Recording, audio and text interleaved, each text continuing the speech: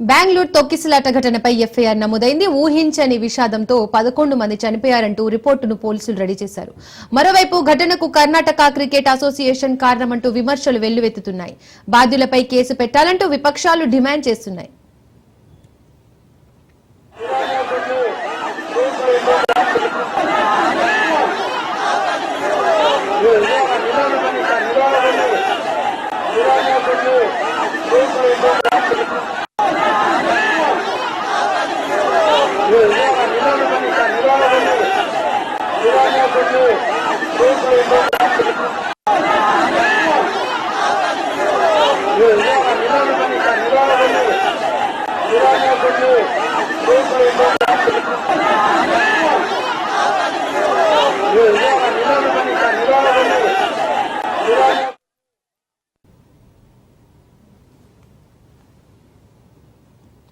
RCB విజయోత్సవంలో 11 మంది చనిపోగా 8 మందికి post mortem పూర్తయింది. మృతదేహాలు కుటుంబ సభ్యులకు అప్పగించారు.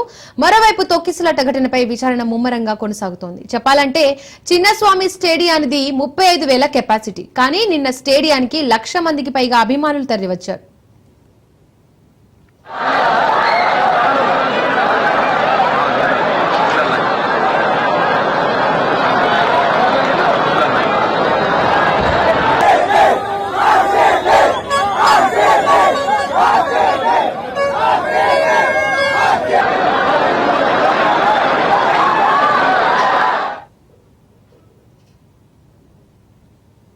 ఘటనకు ఫ్రీ టికెట్లు, గేట్లు మూసివేత, లాఠీ చార్జీయే కారణమనే కారణాలు వినిపిస్తున్నాయి. ప్రధానంగా 7వ నెంబర్ గేట్ వద్ద ఉచితంగా టికెట్లు పంపిణీ అంటూ వదంతులు రావడంతో కొందరు ఆ గేట్ వైపు వెళ్లినట్లు సమాచారం.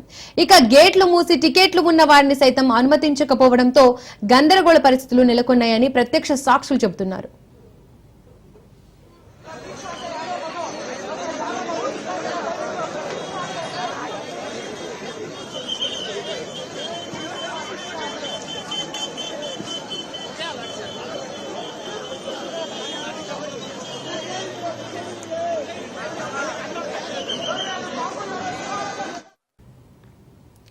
నిన్న ఆర్సీబీ విజయోత్సవంలో భాగంగా బెంగళూరు చిన్నస్వామి స్టేడియం దగ్గర తొక్కిసలాట జరిగింది. ఘటనలో 11 మంది మృతి చెందగా 50 మందికి తీవ్ర గాయాలయ్యాయి. మృతుల్లో 4 మహిళలు, 1 బాలుడు ఉన్నాడు. ఇక మృతుల కుటుంబాలకు 10 లక్షల పరిహారం ప్రకటించారు కర్ణాటక సీఎం సిద్దరామయ్య. అదేవిధంగా మృతులకు 2 లక్షల రూపాయల ఎక్స్ గ్రేషియా ప్రకటించింది కేంద్రం. గాయపడ్డ వారికి 50,000 పరిహారం ప్రకటించారు ప్రధాని మోడీ.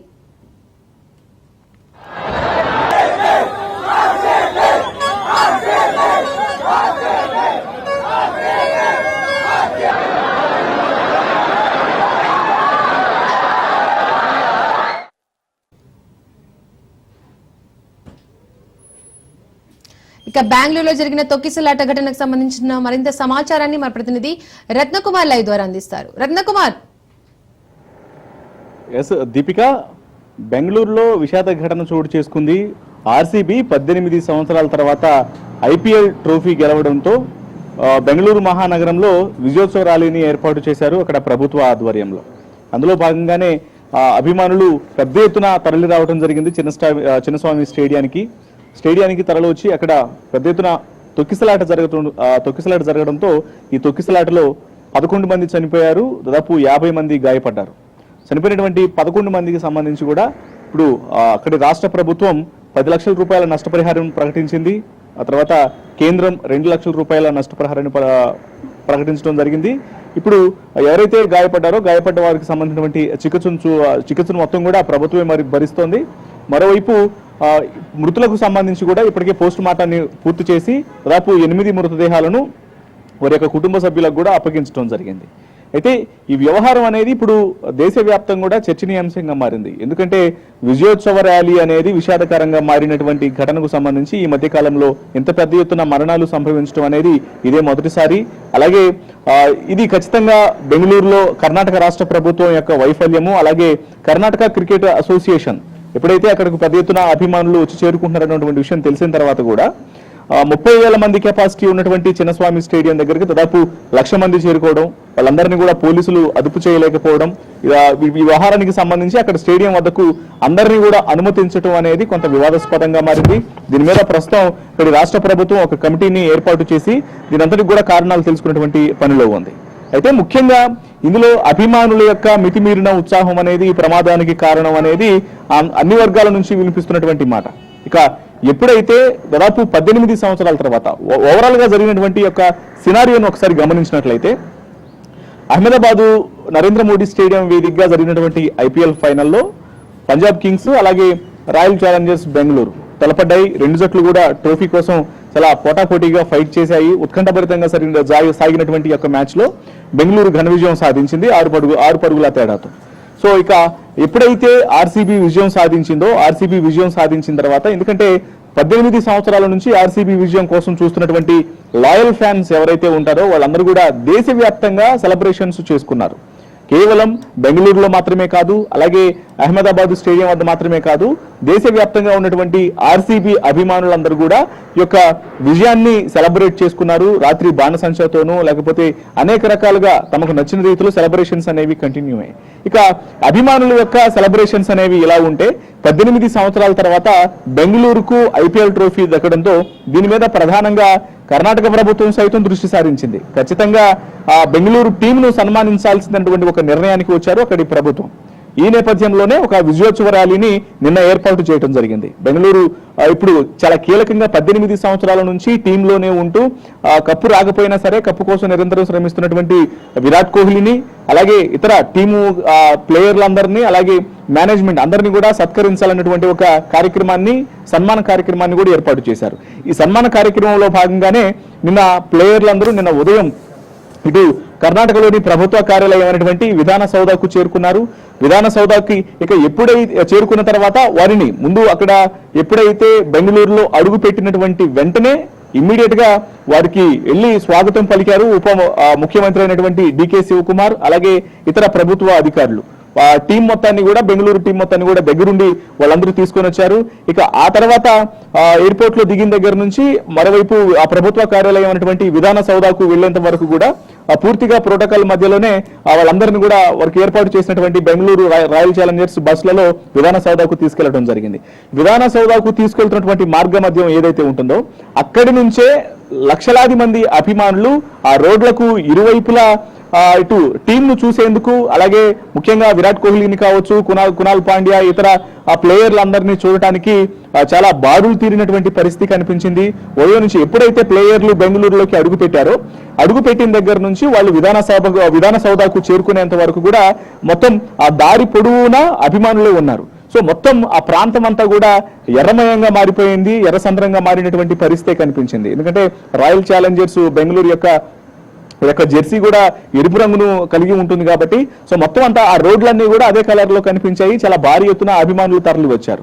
సో తరలి వచ్చిన అనంతరం ఎప్పుడైతే కార్యాలయానికి చేరుకోవడం జరిగిందో అక్కడ ముఖ్యమంత్రి సిద్ధరామయ్య సైతం ప్లేయర్లందరినీ కూడా ఆహ్వానించడం జరిగింది. వాళ్ళందరికీ కూడా సత్కారాన్ని తెలియజేశారు. సో ఈ కార్యక్రమానికి సంబంధించి ఇక విధాన సౌధ నుంచి చిన్నస్వామి స్టేడియం వైపు ఆ చిన్నస్వామి స్టేడియంలో విజయోత్సవ ర్యాలీ అక్కడ వరకు నిర్వహించి ఆ తర్వాత చిన్నస్వామి స్టేడియంలో అక్కడ సత్కార కార్యక్రమాన్ని ప్రతి ప్లేయర్ కూడా సత్కరించాలనేటువంటి ఒక వేడుకను ఏర్పాటు చేసే ఉద్దేశంలో భాగంగానే చిన్నస్వామి స్టేడియంలో ఏర్పాట్లు చేయడం జరిగింది. ఇక ఎప్పుడైతే విధాన సౌధ నుంచి చిన్నస్వామి స్టేడియం వైపుకు ఇటు ఆర్సీబీ ప్లేయర్లు వెళ్తున్నారన్నటువంటి విషయం తెలిసిన తర్వాత పూర్తిగా చిన్నస్వామి స్టేడియంకు దాదాపు 30,000 మంది కెపాసిటీ ఉన్నటువంటి చిన్నస్వామి స్టేడియం వద్దకు లక్షలాది మంది అభిమానులు చేరుకున్నారు. మొత్తం ఆ ప్రాంతం అంతా కూడా పూర్తిగా అభిమానులతో నిండిపోయింది. మరోవైపున టికెట్లు కూడా ఫ్రీగా జారీ చేశారు. 30,000 మందికి టికెట్లు జారీ చేస్తే దాదాపు 1,00,000 మంది అక్కడకు చేరుకున్నారు. ఈ క్రమంలోనే గేట్ నెంబర్ చిన్నస్వామి స్టేడియం వద్ద గేట్ నెంబర్ 7 వద్ద, గేట్ నెంబర్ 12, గేట్ నెంబర్ 2 ఈ ప్రధానమైనటువంటి ఎంట్రీకి సంబంధించినటువంటి గేట్లు ఏవైతే ఉంటాయో ఆ గేట్ల వద్ద ఒక్కసారిగా అభిమానులు లోపలికి వెళ్ళడానికి, ఎందుకంటే అనుమతులు లోపలికి ఉంది కొంతమందికి మాత్రమే, కానీ అక్కడకు చేరుకున్నటువంటి అభిమానులు లక్షల్లో ఉన్నారు. సో ఈ క్రమంలోనే అభిమానుల మధ్య తొక్కిసలాట అనేది భారీగా ఏర్పడింది. ఒకరినొకరు తోసుకుంటూ లోపలికి వెళ్తున్నటువంటి నేపథ్యంలోనే అక్కడ ఉన్నటువంటి బ్యారికేడ్లన్నీ కూడా విరిగిపడినటువంటి పరిస్థితి. ఇక అందులో భాగంగానే దాదాపు కొన్ని వందల మంది ఆ తొక్కిసలాటకు గురయ్యారు. తొక్కిసలాటకు గురైన వాళ్ళలో మహిళలు ఉన్నారు, చిన్నపిల్లలు ఉన్నారు. వీళ్ళందరూ కూడా ఒక్కసారిగా ఆ తొక్కిసలాటలో కింద పడి ఒక్కసారి స్పృహ కోల్పోయినటువంటి పరిస్థితి కనిపించింది. దాదాపు 100 మందికి పైగానే ఇందులో ఇబ్బందులకు గురయ్యారు. అయితే ఈ యొక్క ఇన్సిడెంట్ కు సంబంధించి గాయపడిన వాళ్ళని అక్కడ స్పృహ కోల్పోయి ఒక్కసారిగా మూర్ఛపడి కింద పడిపోయిన వాళ్ళందరినీ కూడా అనారోగ్యం పాలైన వాళ్ళందరినీ స్థానికంగా ఉన్నటువంటి బౌరోహి, వైదేహి, మాల్యా ఆసుపత్రులకు తరలించారు. మాల్యా ఆసుపత్రులకు తరలించిన తర్వాత ఇందులో 11 మంది చనిపోవడం జరిగింది. అందులో 4 మహిళలు ఉన్నారు, ఒక బాలుడు కూడా ఉన్నాడు. మొత్తం 11 మంది చనిపోయారు, 50 మంది గాయపడ్డట్లు తెలిసింది. గాయపడినటువంటి 50 మందికి కూడా ప్రస్తుతం వివిధ ఆసుపత్రుల్లో చికిత్స అనేది కొనసాగుతూ ఉంది. ఇక ఎప్పుడైతే ఈ ఇన్సిడెంట్ అనేది చోటు చేసుకుందో, ఇన్సిడెంట్ చోటు చేసుకున్న తర్వాత ఆ ప్రాంతంలో ఉన్నటువంటి యొక్క తొక్కిసలాట కారణంగా విధాన సౌధ వద్ద ఉన్నటువంటి ఆ పరిసర ప్రాంతాల్లోనూ, చిన్నస్వామి స్టేడియం పరిసర ప్రాంతాల్లో ఉన్నటువంటి మెట్రో స్టేషన్లలో రాకపోకలను పూర్తిగా నిలిపివేయడం జరిగింది. ఎందుకంటే ఒకవేళ ప్రయాణికులు ఇక్కడ తొక్కిసలాట జరిగింది కాబట్టి వీళ్ళందరూ మరలా మెట్రోల ద్వారా తమ స్వస్థలాలకు వెళ్లేందుకు ప్రయత్నాలు కనుక చేస్తే ఖచ్చితంగా మెట్రో స్టేషన్ల వద్ద భారీ రద్దీ ఏర్పడుతుంది. మరొకసారి వీళ్ళందరూ కూడా మెట్రోలోకి ప్రయాణించేందుకు మెట్రో స్టేషన్లకు చేరుకొని మెట్రో రైళ్లను ఆశ్రయించాలన్న ఉద్దేశంతో ప్లాట్ఫామ్ల మీదకు చేస్తే ఖచ్చితంగా అది కంట్రోల్ చేయలేనటువంటి పరిస్థితి అవుతుంది. రాకపోకలకు అంతరాయం ఏర్పడుతుంది. మరొకసారి ఒత్తిళ్లకు గురవాల్సినటువంటి అవసరం ఏర్పడుతుంది. తొక్కిసలాట జరుగుతున్నటువంటి ఉద్దేశంతోనే అక్కడ ఉన్నటువంటి క్యూఆర్ కోడ్ టికెటింగ్ వ్యవస్థను పూర్తిగా నిలిపివేశారు. లోపలికి ఎంట్రీ కూడా బంద్ చేయడం జరిగింది. సో సాయంత్రం నుంచే ఈ యొక్క ప్రక్రియను చేపట్టడం జరిగింది. మెట్రో రైళ్లన్నీ కూడా మూసుకుపోయినాయి అక్కడ. ఇక ఈ యొక్క ఇన్సిడెంట్ లో ముఖ్యంగా అక్కడకు చేరుకున్నటువంటి అభిమానులు ఎప్పుడైతే ఈ యొక్క తొక్కిసలాటకు ప్రధాన కారణం అనేది కేవలం 30,000 మంది కెపాసిటీ ఉన్నటువంటి స్టేడియం వద్దకు దాదాపు 1,00,000 మంది చేరుకుంటే ఈ 1,00,000 మందిని కంట్రోల్ చేయడం అనేది ఒకవైపున అక్కడ ఉన్నటువంటి ప్రభుత్వ యంత్రాంగం ఫెయిల్యూర్ గానే భావిస్తూ ఉన్నారు ప్రతిపక్షానికి సంబంధించినటువంటి వ్యక్తులు. అలాగే ముఖ్యంగా క్రికెట్ అసోసియేషన్ చేసినటువంటి ఏర్పాట్లలో భాగంగానే ఏర్పాట్లలో లోపానికి సంబంధించి, ఎందుకంటే ముఖ్యంగా ఆర్సీబీ విజయోత్సవ ర్యాలీలో భాగంగా అభిమానులు ఎక్కువ పెద్ద మొత్తంలో తరలి వస్తారు. పైగా ఇంటర్నేషనల్ గుర్తింపు ఉన్నటువంటి క్రీడాకారులందరూ కూడా తమ రాష్ట్రానికి విచ్చేస్తున్నటువంటి సందర్భంలో ఖచ్చితంగా అభిమానుల యొక్క అభిమానం అనేది శృతి మించుతుంది. అది చాలా ఎక్కువగా ఉంటుందన్నటువంటి ఆ యొక్క ఇన్సిడెంట్ ను, ఆ యొక్క విషయాన్ని ముందుగానే పసిగట్టి వాళ్ళందరూ కూడా దానికి సంబంధించినటువంటి తగిన ఏర్పాట్లు చేయాల్సినటువంటి అవసరం అయితే ఉంటుంది. కానీ ఏర్పాట్లు అనేవి ఏం చేయకుండా అభిమానులను కంట్రోల్ చేయాల్సినటువంటి పోలీసులు ఒకవైపున చేతులు తేయాల్సిన పరిస్థితి ఏర్పడింది. మరోవైపు అక్కడ క్రికెట్ అసోసియేషన్ జరుగుతున్నటువంటి పరిణామాలన్నింటికి సంబంధించి కూడా చేతులు ఎత్తేశారు. అప్పటికప్పుడు కేవలం అక్కడ ఎప్పుడైతే తొక్కిసలాట అనేది జరిగిందో, తొక్కిసలాట జరిగినటువంటి సందర్భంలో అక్కడకు ఏ అధికారి వాళ్ళందరినీ కూడా తీసుకెళ్లి హాస్పిటల్లో జాయిన్ చేయాలన్నటువంటి, అంటే ఇమ్మీడియట్ గా యాక్షన్ లోకి దిగిన వాళ్ళు కూడా అక్కడకు చేరుకున్నటువంటి అభిమానులే. మనం విజువల్స్ లో కూడా ఒకసారి చాలా జాగ్రత్తగా గమనించినట్లయితే పూర్తిగా అక్కడ ఎవరైతే స్పృహ తప్పి పడిపోయినటువంటి చిన్నపిల్లలు కావచ్చు, మహిళలు కావచ్చు, అక్కడ గాయపడి కింద పడిపోయిన వాళ్ళందరినీ కూడా అక్కడి నుంచి అంబులెన్స్ల వద్దకు తీసుకెళ్లి ఆసుపత్రులకు తరలించినటువంటి వారిలో అక్కడకు చేరుకున్నటువంటి అభిమానులే ఎక్కువ ఉన్నారు. సో అభిమానులే స్వయంగా వాలంటీర్లుగా మారి వాళ్లే సహాయక చర్యల్లో పాల్గొని వాళ్ళందరినీ కూడా హాస్పిటల్స్ కు తరలించడంలో చాలా కీలక పాత్ర పోషించారు. సో ఈ వ్యవహారం అంతా కూడా ఇప్పుడు బెంగళూరు రాష్ట్ర వ్యాప్తంగా కూడా కొంత కలకలం సృష్టించింది. ముఖ్యంగా ఈ 11 కుటుంబాలలో విషాదాన్ని నింపినటువంటి 11 కుటుంబాలు కూడా ఇప్పుడు పెద్ద ఎత్తున రోదనలతో మిన్నిండిపోతున్నటువంటి పరిస్థితి ఉంది బెంగళూరులో. సో ఈ ఇన్సిడెంట్ మీద ఇప్పటికే ప్రభుత్వం, సిద్ధరామయ్య ఎప్పుడైతే ఇన్సిడెంట్ అనేది జరిగిందో ప్రభుత్వ ఇటు ఎక్కడెక్కడైతే ఇప్పుడు మనం చెప్పినటువంటి బౌరోహి, మాల్యా ఆసుపత్రులలో గాయపడిన వాళ్ళు అలాగే చనిపోయిన వాళ్ళందరూ కూడా ఉన్నారన్న విషయం తెలిసిన తర్వాత, మృతులు ఉన్నారన్నటువంటి విషయాన్ని కన్ఫర్మ్ చేసుకున్న తర్వాత గాయపడిన వారిని, చికిత్స పొందుతున్న వారిని పరామర్శించడానికి వైపున ఏకంగా కర్ణాటక సీఎం సిద్ధరామయ్య ఆసుపత్రులకు వెళ్లడం జరిగింది. గాయపడుతున్న వాళ్ళందరినీ కూడా ఆయన పరామర్శించారు. హాస్పిటల్కి వెళ్లి ఇక వాళ్ళందరినీ పరామర్శించిన అనంతరం చనిపోయిన వారందరికీ తమ సంతాపాన్ని ప్రకటించినటువంటి పరిస్థితి కనిపించింది. సో ప్రస్తుతం ఆ యొక్క ఫ్యామిలీలను ఆదుకోవాల్సినటువంటి బాధ్యత ఖచ్చితంగా ప్రభుత్వం మీద ఉంది అనేది ప్రతి ఒక్కళ్ళు తెలియజేస్తున్నటువంటి మాట. ఇక మరోవైపు 11 మంది చనిపోవడంతో ఈ 11 మంది కుటుంబాలకు సంబంధించి కూడా ఖచ్చితంగా వాళ్ళకు నష్టపరిహారం అందించాలనేటువంటి ఒత్తిళ్లు అనేవి అన్ని వైపుల నుంచి రావడంతో ఇప్పుడు వారికి రాష్ట్ర ప్రభుత్వం నుంచి 10 లక్షల రూపాయల నష్టపరిహారం అనేది అందించారు. కేంద్రం 2 లక్షల రూపాయల నష్టపరిహారం అనేది అందించింది. మరోవైపున చనిపోయిన వారి యొక్క కుటుంబాలకు ప్రగాఢ సానుభూతిని తెలియజేస్తూ వారి ఆత్మకు శాంతి చేకూరాలంటూ ఒకవైపున ప్రధానమంత్రి నరేంద్ర మోడీ, అలాగే కర్ణాటకకు సంబంధించినటువంటి ముఖ్యమంత్రి, ఉప ముఖ్యమంత్రి, అలాగే వివిధ రాష్ట్రాలకు సంబంధించినటువంటి సీఎంలందరూ కూడా వారి యొక్క సానుభూతిని తెలియజేశారు. వారు ప్రగాఢ సానుభూతిని తెలియజేస్తూ ఈ యొక్క ఘటన అనేది ఖచ్చితంగా కలిసివేసినటువంటి తమ యొక్క అభిప్రాయాలను వెల్లడించినటువంటి పరిస్థితి కనిపించింది. ఏదేమైనప్పటికీ బెంగళూరు ఘటనపై ఎఫ్ఐఆర్ కూడా నమోదైంది. ఈ ఎఫ్ఐఆర్ లో పోలీసులు ప్రధానంగా ఎలాంటి అంశాలను పేర్కొన్నారు? ఖచ్చితంగా ఈ ఇన్సిడెంట్ కు సంబంధించి ఇప్పటికే పోలీసులు ఎఫ్ఐఆర్ నమోదు చేయడం జరిగింది. ఎఫ్ఐఆర్ లో కూడా 11 మంది చనిపోయారనేటువంటి విషయాలనే తేటతెల్లం చేశారు.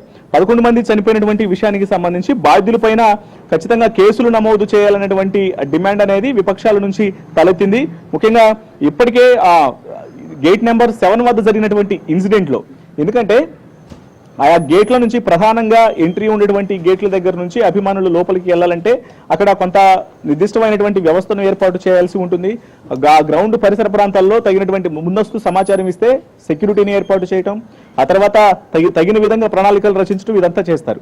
కానీ ఈ సమాచారం అనేది అటు ప్రభుత్వం నుంచి ప్రభుత్వ లోపం కారణంగా జరిగిందా లేకపోతే పోలీసుల లోపం కారణంగా జరిగిందా అనే దానికి ఆ విషయం అటు ఉంచితే, ఇందులో కర్ణాటక క్రికెట్ అసోసియేషన్ యొక్క లోపం అనేది చాలా ఎక్కువగా ఉంది అనేది ఆ పోలీసుల నుంచి వినిపిస్తున్నమాట. అందులో భాగంగానే వాళ్ళు ఎఫ్ఐఆర్ నమోదు చేయడం జరిగింది. ఎఫ్ఐఆర్ నమోదు చేసి ప్రస్తుతం బాధ్యుల మీద చర్యలు తీసుకునేందుకు కూడా రంగం సిద్ధం చేశారు. ఇక మరోవైపు ఈ ఇన్సిడెంట్ పైన విపక్షాలు తీవ్ర స్థాయిలో దుమ్మెత్తిపోస్తున్నాయి. ఎందుకంటే ఇంత పెద్ద ఇన్సిడెంట్ కు సంబంధించి దాదాపు 11 మంది చనిపోయారు. 11 మంది అంటే 30,000 కెపాసిటీ ఉన్నటువంటి స్టేడియం దగ్గరికి లక్షల మంది చేరుకుంటుంటే ప్రభుత్వము, పోలీసు వ్యవస్థ అసలు ఏం చేస్తున్నారు అన్నటువంటి ప్రశ్నలు తలెత్తుతున్నాయి. దీని మీద బాధ్యులైనటువంటి వారందరి మీద కూడా ఖచ్చితంగా కఠిన చర్యలు తీసుకోవాలి. కేవలం నష్టపరిహారం ఇచ్చి చేతులు దులుపుకోవడం కాదు, వారి కుటుంబాలను ఆదుకోవాల్సినటువంటి బాధ్యత కూడా ప్రభుత్వం మీద ఉంది అనేది ప్రతి ఒక్కళ్ళు వినిపిస్తున్నటువంటి డిమాండ్. అందులో భాగంగానే ఇప్పుడు ఎఫ్ఐఆర్ నమోదు చేసిన తర్వాత మరోవైపు అక్కడి ప్రభుత్వం ఒక కమిటీని కూడా నియమించడం జరిగింది. సిద్ధరామయ్య ప్రభుత్వం కమిటీని వేసి ఈ కమిటీ ద్వారానే అసలు దీనంతటికి కారణం ఎవరు, క్రికెట్ అసోసియేషన్ యొక్క లోపం అనేది ఎక్కువగా ఉందా లేకపోతే అసలు దీనంతట్లో ఇంత పెద్ద ప్రమాదం అనేది ఒకవైపున తొక్కిసలాట జరుగుతున్నప్పటికీ కూడా మరోవైపు విజయోత్సవ ర్యాలీ అనేది కంటిన్యూ అయింది. ఆ లోపలికి ప్లేయర్లు వచ్చారు. ప్లేయర్లు వచ్చిన తర్వాత కేవలం అది 10-15 నిమిషాల్లో ముగించినప్పటికీ కూడా ఇంత పెద్ద ప్రమాదం జరిగి 11 మంది చనిపోతే ఆ విజయోత్సవ ర్యాలీ అనేది ఆగలేదు, సన్మాన కార్యక్రమం అని ఆగలేదు, ప్లేయర్లు వచ్చి మాట్లాడటం, ఇదంతా కూడా తదుపరి కార్యక్రమాలు అనేవి. ఇంత పెద్ద ఘటన జరుగుతున్న ఒకవైపున ఈ ఘటన జరుగుతుంటే మరోవైపు ప్రభుత్వ యంత్రాంగం మాత్రం తమ పని తాము చేసుకుంటూ పోతున్న అన్నట్లుగానే ఆ క్రీడాకారులను లోపలికి తీసుకొచ్చారు. వాళ్ళ చేత మాట్లాడిపించడం, సన్మాన కార్యక్రమాలు ఏర్పాటు చేయడం, ఇవన్నీ కూడా మరింత పుండు మీద కారం జల్లినట్లు ఒకవైపున ఇంత పెద్ద ప్రమాదం అనేది వాటిల్లితే దీన్ని ఏమాత్రం లెక్క చేయని విధంగా మరోవైపున ప్రభుత్వ పెద్దలు దగ్గరుండి మరి ఈ కార్యక్రమాన్ని ఏర్పాటు చేయడం కూడా కొంత వివాదాస్పదంగా మారింది. వీటన్నిటికి సంబంధించి ఖచ్చితంగా కఠిన చర్యలు తీసుకోవాలనేది ప్రభుత్వాన్ని ఒకవైపున దుమ్మెత్తి పోస్తూనే విపక్షాలు డిమాండ్ చేస్తున్నాయి. Okay, thank you Ratnakumar.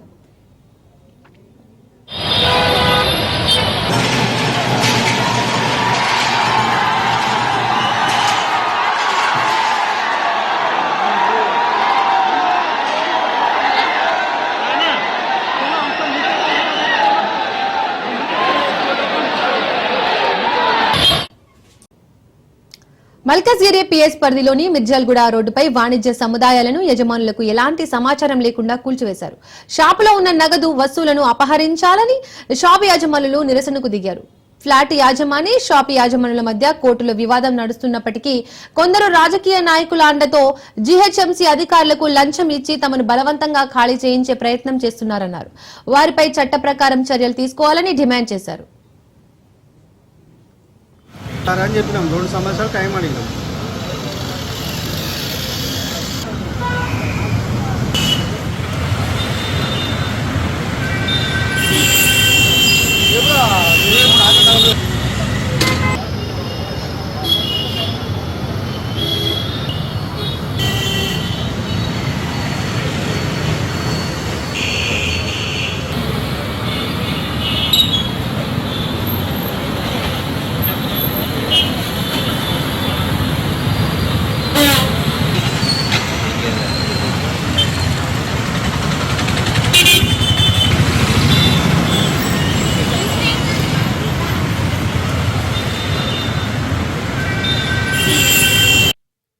అయితే 2 months కింద మాకు ఫోన్ చేసి ఖాళీ చేయమని చెప్పిండు ఓనరు. జనవరి 3 తారీఖు వరకు ఖాళీ చేయమని చెప్తే ఒక 1 year టైం అడిగాము మేము. 1 year టైం అడిగితే కుదరదని చెప్పేసి మాకు మున్సిపల్ వాళ్ళకి కుమ్మక్క అయిపోయి, మున్సిపల్ ప్లస్ ఓనర్స్ కుమ్మక్క అయిపోయి 2 రోజుల్లో బుల్డోజర్ తీసుకొచ్చి మున్సిపల్ వస్తే మేము 2-3 రోజులు టైం తీసుకున్నాం. మళ్ళీ వాళ్ళు 2-3 రోజులు టైం కాదు, 10 days టైం ఇస్తాము, మీరు కోర్టులో వెళ్ళండి అడ్వకేట్ పట్టుకొని మేము ఆగుతామని చెప్పి అన్నారు. మేము కోర్టుకి వెళ్ళాము. కోర్టుకి వెళ్ళేసరికి ఆల్రెడీ ఫిబ్రవరి 20 తారీఖు ఆల్రెడీ ఓనర్లు వేసిరు. దాంతో ఏం చేసినా అంటే స్టే చేసుకున్నాము. స్టే చేసుకుంటే మాకు ఏముందంటే కోర్టు వాళ్ళు ఏం చెప్పారంటే మీకు 2-3 సంవత్సరాలు ఇబ్బంది ఉండదు, మీకు మా అడ్వకేట్ చెప్పి సమాజది 2-3 సంవత్సరాలు మీకు ఇబ్బంది ఉండదు, వాడుకోవచ్చు, మీరు ఉండొచ్చు, మేము చూసుకుంటామని చెప్పారు. మా గోడల పైన సెక్షన్ నంబర్లు, కేవైటీ నంబర్లు అన్నిటిని మెన్షన్ చేసినాము. తర్వాత మున్సిపల్ కమిషనర్ రాజు సార్ వచ్చిండు, ఆయన కూలగొడతామని చెప్పిండు. కూలగొడతాం అయిన తర్వాత మేము అలా రిప్లై చేస్తే మీ ఓనర్తో మాట్లాడుకోండి, దాని తర్వాత మేము మాట్లాడతామని చెప్పారు. దాని తర్వాత రాజు సార్ రాలేదు, మున్సిపల్ కమిషనర్ ఎవరు రాలేదు. ఎప్పుడైతే గోడల పైన ఇస్తామో ఎవరు మున్సిపల్ కానీ ఏ డిపార్ట్మెంట్ రాలేదు. ఎవరైతే రాత్రి వచ్చి 2 గంటలకు 3 గంటలకు వచ్చి విధ్వంసం చేసి 20 years నుంచి ఇక్కడ వాటర్ షాప్ నడిపిస్తాం, సాయి వాటర్ వరల్డ్ అని. 6 months బ్యాక్ వచ్చి చెప్పిండు మీరు 2 months లో షాప్స్ అందరు ఖాళీ చేయాలా, మేము డెమాలిషన్ చేస్తున్నాము అని చెప్పిండు. మేము అన్నాం 2 months టైం సరిపోదు అని చెప్పినాము, కనీసం ఒక 2 years ఇవ్వాలని చెప్పినాము. అంటే ఆయన అన్నా లేలే 2 years ఏం కాదు, 2 months లో కాల్ చేయాలని వెళ్ళిపోయారు. మళ్ళీ 4 months అయినాక కాల్ చేసారు. కాల్ చేస్తారు అంటే మాకు టైం కావాలని చెప్పినాం. 5th month డైరెక్ట్ బుల్డోజర్ పంపించేసాను జిఎస్సీ నుంచి. Town planning officer Sangeetha madam వచ్చారు, వచ్చి 2 days లో మీరు డెమాలిషన్ చేయాలా, లేకపోతే మేము వచ్చి అలాగే ఎలా ఉన్నా అని డెమాలిష్ చేస్తామని చెప్పారు. అలాగని నెక్స్ట్ డే మార్నింగ్ మేము మున్సిపల్ ఆఫీస్ పోయి కలిస్తే ఆయన డీసీ గారు ఏమంటారంటే మాకు సంబంధం లేదు, మీరు ఓనరే కలవాలా అన్నారు. మళ్ళీ మాకు నోటీసులు ఇవ్వలేదు కదా అంటే నోటీస్ మేము వాళ్ళకే ఇస్తాము, మీకు సంబంధం లేదని ఆయన అంటాడు. అలాగే మేము ఒక లాయర్ని అప్రోచ్ అయ్యి వాళ్ళకి పిటిషన్ ఇచ్చాం, అప్లికేషన్ ఇచ్చాం, దానికి ఏం రెస్పాన్స్ ఇవ్వలేదు. మళ్ళీ మున్సిపల్ వాళ్ళు వచ్చారు కూలగొట్టేస్తామని. వస్తే మేము అలా ఏం చేసినా లాయర్ని అప్రోచ్ అయినాం. లాయర్ని అప్రోచ్ అయ్యి మేము పే చేసినాం. మాకు ఈ మంత్ 19th రోజు కేసు డేట్ ఉంది, కానీ ఇంతలో రాత్రి 3:30కి వచ్చి అందరు మడగలే షటర్లు అన్ని కూలగొట్టి మా స్టాక్ అంతా ఖరాబ్ అయిపోయింది. కొందరు పైసలు పోయినాయి, కొందరు స్టాక్ పోయింది, మా కూల్ డ్రింక్ పోయినాయి, చాలా మందికి లాస్ వచ్చింది. మీరు గవర్నమెంటే, మీరు అందరూ కలిసి మాకు న్యాయం చేయాలి.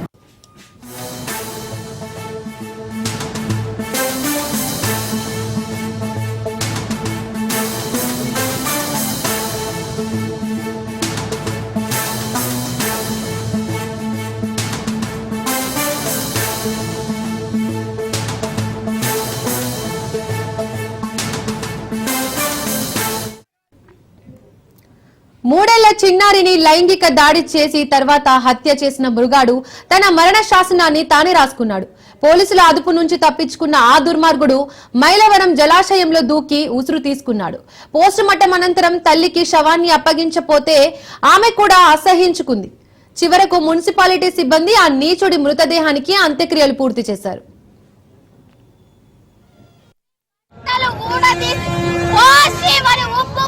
పెట్టి 2 గంటలు ఉండనిచ్చి పెట్రోల్ పోసి తగలబెట్టాలా. రేపటి రోజున ఆడదాని తాకాల నీడ తాకాలంటే ఒక్కొక్కడికి పెంచబడాల నాటిండకి జరిగిన పరిస్థితి రేపటి రోజున ఏ ఆడపిల్లకు జరగదు.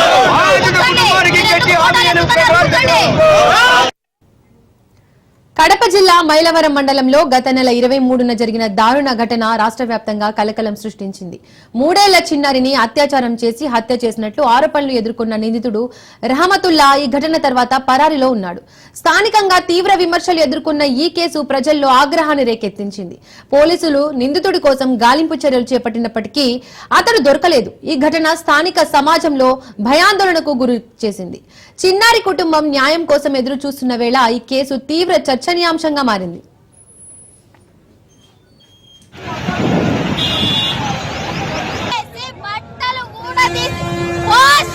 ఉప్పు కారం పెట్టి 2 గంటలు ఉండనిచ్చి పెట్రోల్ పోసి తగలబెట్టాలా.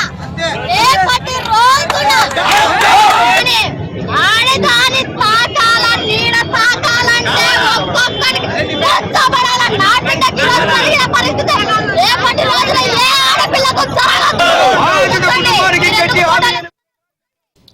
మైలవరం జలాశయంలో రహంతుల్లా శవమై కనిపించాడు. పోలీసులు ప్రాథమిక విచారణలో అతను జలాశయంలోకి దూకి ఆత్మహత్య చేసుకున్నట్లు గుర్తించారు. స్థానికుల నుంచి సమాచారం అందిన వెంటనే పోలీసులు ఘటనా స్థలానికి చేరుకుని మృతదేహాన్ని వెలికితీశారు.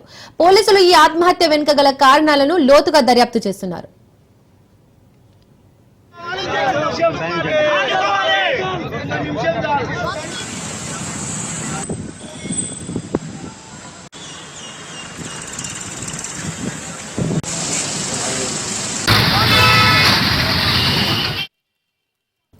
మృతదేహాన్ని పోస్టుమార్టం కోసం పంపిన పోలీసులు రహంతుల్లాగా గుర్తించారు. అయితే రహంతుల్లా తల్లి, కుటుంబ సభ్యులు మృతదేహాన్ని స్వీకరించడానికి నిరాకరించారు.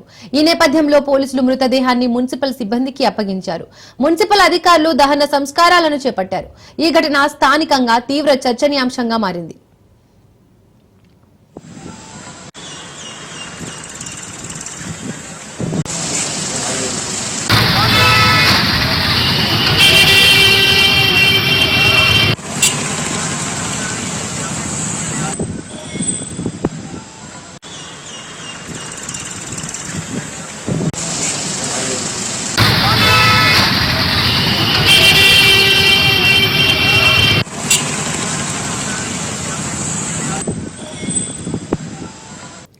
కాంగ్రెస్ ప్రభుత్వం పెట్టే ఇబ్బందులు తాళలేక సర్దార్ ఆత్మహత్య చేసుకున్నారని ఎమ్మెల్యే మాధవరం కృష్ణారావు అన్నారు.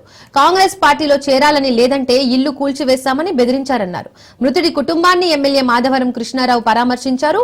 బీఆర్ఎస్ పార్టీలో ఉన్న నాయకులు ఇండ్లను కూల్చివేయడం, సీజ్ చేయడమే కాంగ్రెస్ ప్రభుత్వం టార్గెట్ అని మండిపడ్డారు. సర్దార్ ఆత్మహత్యకు కారణమైన కార్పొరేటర్ను ఇప్పటి వరకు పోలీసులు అరెస్ట్ చేయలేదన్నారు.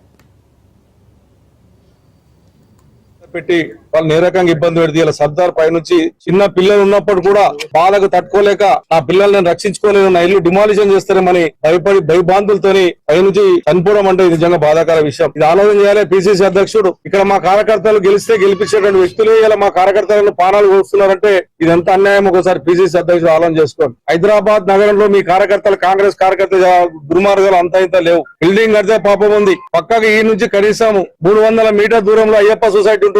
అయ్యప్ప సొసైటీలో 10-15 ఫ్లోర్లు పోతే 0 పర్మిషన్ ఉంటుంది. అది ముట్టారు. అది మాత్రం డబ్బులు వసూలు చేస్తారు. వాళ్ళని కొట్టారు. నిరుపేదలైనటువంటి సర్దారస్ వంటి వాళ్ళ మీదకి వచ్చి చిన్న 50 గజాల ఇల్లు కట్టుకుంటే వాళ్ళ గురగొట్టి వాళ్ళ ప్రాణాన్ని ఇలా బలికొన్నారంటే ఈ కాంగ్రెస్ పార్టీ దుర్మార్గం ఏంటో తెలుస్తా ఉంది. మేము ఇప్పుడు ఆలోచన చేస్తా ఉన్నాం, ఈ ప్రజలను ఏ రకంగా కాపాడుకోవాలి. 10 సంవత్సరాలు టీఆర్ఎస్ పార్టీ ఉన్నప్పుడు ఏ నిరుపేద కట్టుకున్నా ఎవరికి ఇబ్బంది జరగకుండా చేశాం. ఇక్కడ స్థానిక ఎమ్మెల్యే ముందు నుంచి కూడా అదే ఆలోచనలో ఉన్నాడు. ఆ వ్యక్తి మీద ఈ రకంగా డబ్బులు వసూలు చేస్తున్నాయని ఆ రోజు నుంచి అది పక్క పెట్టడం జరిగింది. అక్కడున్నటువంటి స్థానిక ఎమ్మెల్యే గారు మరి ఈ రకంగా దుర్మార్గంగా చేస్తున్నందుకు టీఆర్ఎస్ పార్టీ తరఫున నేను గాని మా ఎమ్మెల్యే గాని ఆ కేటీఆర్ వచ్చిన తర్వాత నేను పోలీస్ వాళ్ళకు కూడా విజ్ఞప్తి చేస్తా ఉన్నాను. మీరు 23 తారీఖు చనిపోతే ఇప్పటి వరకు యాక్షన్ తీసుకోలే. అతన్ని ఇంటికాడ పోలీసు వాళ్ళని పెట్టడం వల్ల మీరు అతన్ని రక్షించే ప్రయత్నం చేస్తారు తప్ప నిరుపేదకు జరిగినటువంటి అన్యాయం ఈ పోలీస్ అధికారులు యాక్షన్ తీసుకుంటలేరు. ఇది మంచిది కాదు. బాధ పెట్టి వాళ్ళు